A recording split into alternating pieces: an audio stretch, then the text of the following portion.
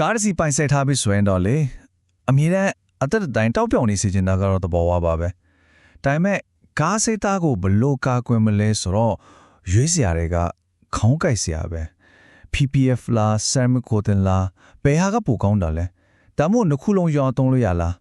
ကဲဒီနေ့တော့အဲ့ဒီမိခုံးတွေရဲ့အဖြေကိုရှင်းရှင်းလင်းလင်းသိသွားရအောင်အတူတူကြည့်လိုက်ကြတာပေါ့ဒီနေရာမှာတကယ်အရေးကြီးတဲ့မေးခွန်းတစ်ခုရှိလာပြီ PPF အရင်ကပ်မလားပြီးမှ ceramic လိမ့်မလားဒါမှမဟုတ် ceramic အရင်လိမ့်ပြီးမှ PPF ကပ်မလားစကလုံးလေးတွေရှေ့နောက်လွဲရမယ်ပါများထူးခြားမှလဲလို့ထင်နိုင်ပေမဲ့တကယ်တော့ကားတစ်စီးရဲ့ကာကွယ်မှုအတွက်အကြီးကျယ်ကိုတက်ရောက်မှုရှိပါတယ်အစီအစဉ်မှာတော့ရင်ပိတ်ဆန်တဲ့အချိန်ကုန်ရုံတင်မကပဲနောက်ဆက်တဲ့ပြဿနာတွေပါလိုက်လာနိုင်ပါတယ်ကဲအရင်ဆုံးဒီစကလုံးတစ်ခုရဲ့အဒီးပဲတော့တည်တည်ရှာရှာလေးခွဲကြည့်ရအောင်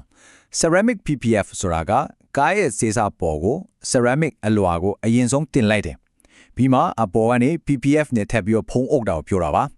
PPF plus ceramic ကျတော့ပြောင်းပြန်ကားပေါ်ကို PPF အရင်ကတ်တယ်ပြီးမှအပေါ်ဆုံးကနေ ceramic coating နဲ့ထပ်ပြီးအလားစင်တာမျိုးပေါ့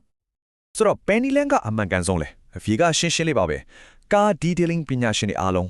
ကျွမ်းကျင်သူတွေအားလုံးကတတန်တဲထောက်ခံထားတဲ့နီလန်းကတော့ PPF ကိုရင်ဆုံးကံမယ်ပြီးမှအပေါ်ကနေ ceramic coating နဲ့ပေါင်းဆက်ပေးရမယ်ဆိုတာပါပဲဒါဟာအကောင်းဆုံးရလဒ်ကိုပေးစွမ်းနိုင်မဲ့တစ်ခုတည်းသောနီလန်းမှန်ပါဟုတ်ပြီ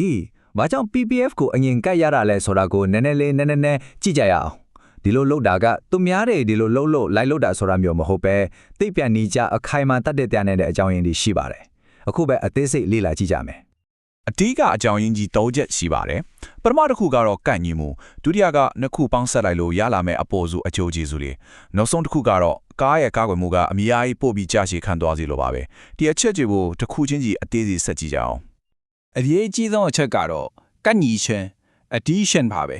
PPF ရဲ့နောက်ကျောကကော်ကိုထုတ်လုပ်ထားတာကကားရဲ့တန့်ရှင်းတောက်ပြောင်နေတဲ့စေးသားပေါ်မှာပဲအမိအရာကတ်နိုင်အောင်တီးတန့်ဒီဇိုင်းထုတ်ထားတာပါဟိုချောကြည့်ကြည့်နဲ့ရေတောင်မတင်တဲ့ ceramic ပြင်နာပြင်းပေါ်မှာကပ်ဖို့အတွက်လုံးဝမဟုတ်ဘူးဥပမာတစ်ခုပြောပြမယ်မကတ်တဲ့ Dell non stick Dell လို့ချောနေတဲ့မျက်နှာပြင်ပေါ်ကိုတိတ်သွားကတ်ကြည့်သလိုပါပေါ့ကပ်ပါမလားဘလို့မှတေးသေးချာချာကပ်မှာမဟုတ်ဘူးလေအဲ့ဒီလိုတရားပါပဲ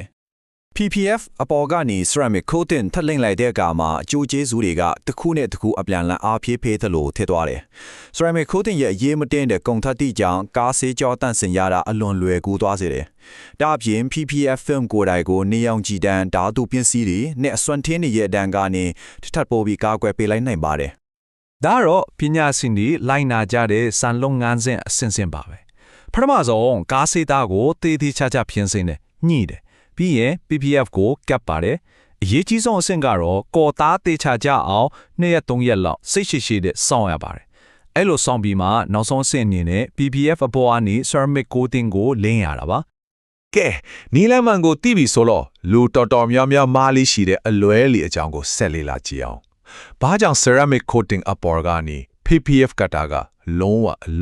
မလုံတဲ့အမှားတစ်ခုဖြစ်နေရတာလေဒီချက်ကိုတော့ပြက်သားပဲပြောပါစေ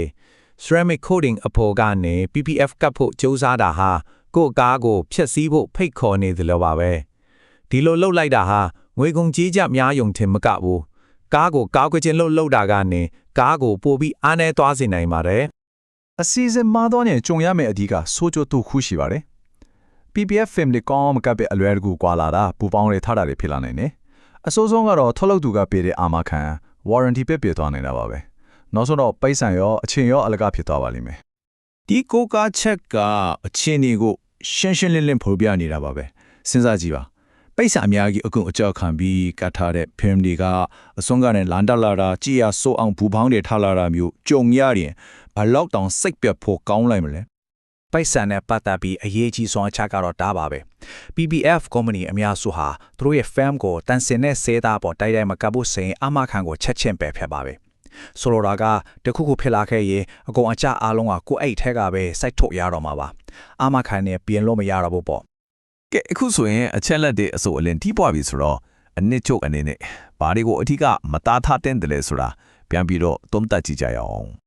အချို့ချုပ်ပြောရရင်ရှင်းနေပါပဲ PPF အရင် ပြီးမှ ceramic ဆိုတဲ့နီလန်ကသာကားကအကောင်းဆုံးနဲ့အလုံးကြုံဆုံးကားကွယ်မှုကိုပြီးစွမ်းနိုင်မှာပါဒါကအကောင်းဆုံးပေါင်းစပ်မှုပဲပြောင်းပြန်လို့မရရင်တော့ ceramic အရင် PPF နောက်မှဆိုရင်တော့စွန့်စားရကြပြီးမလိုအပ်တဲ့ပြဿနာတွေနဲ့ရင်ဆိုင်ရပါတယ်မယ်။ဒါကြောင့်ပညာရှင်တွေကလုံးဝမထောက်ခံပါဘူး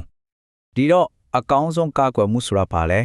အဲ့ဒါကတော့ PPF ကပေးတဲ့ကြောက်စားချစ်ရတွေနဲ့ကာကွယ်ပေးနိုင်တဲ့ရုပ်ပိုက်ဆိုင်ရာအကာအကွယ်နဲ့ ceramic coating ကပေးတဲ့ဓာတုပစ္စည်းတန်ခတ်နိုင်မှုတန်ရှင်းရေးလွယ်ကူမှုဆိုတဲ့ဓာတုပိုက်ဆိုင်ရာအကာအကွယ်နှစ်ခုကိုပေါင်းစပ်ခြင်းပါပဲ